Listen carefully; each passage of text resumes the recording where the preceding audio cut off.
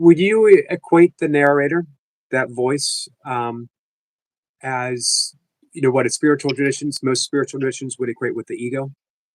Oh, absolutely. Yeah. I mean, and the fascinating thing about this. So I just talked about Gazzaniga and how in the 1970s we discovered this narrative creating machine in the left brain.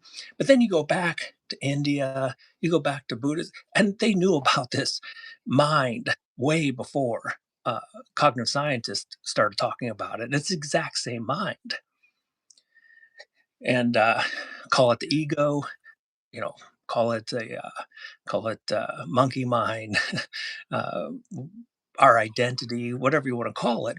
It's the workings of uh, the left brain, and that's why I love talking about the left brain because it all starts to fit. The more Right. you learn about the left brain, the more you learn about this narrative machine, and um, and it all starts to make some sense. So we could say that not only are we not that narrator, um, but that it actually doesn't truly exist. It's a construct, right? It's not an actual. I think you mentioned in your book that no neurosurgeon can cut open the brain and find that narrator. Not only does it not exist, and not only is it an illusion, but we know this. We know with absolute certitude. So you could be desperately trying to sleep, and the voice in the head is keeping you up. It's just telling you, oh my goodness, this is going to go wrong.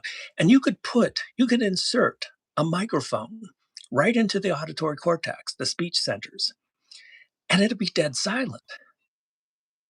So all this noise that we hear, it's not genuine noise. We only think it's there.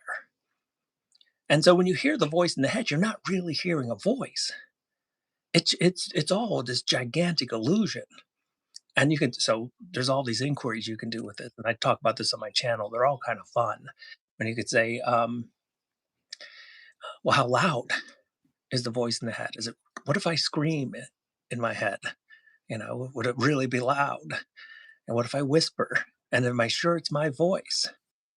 And, when you start exploring this voice in the head, what you discover is it's not calling it a voice in the head isn't accurate at all. It's not a voice, it's a thought that's giving the impression that something is there.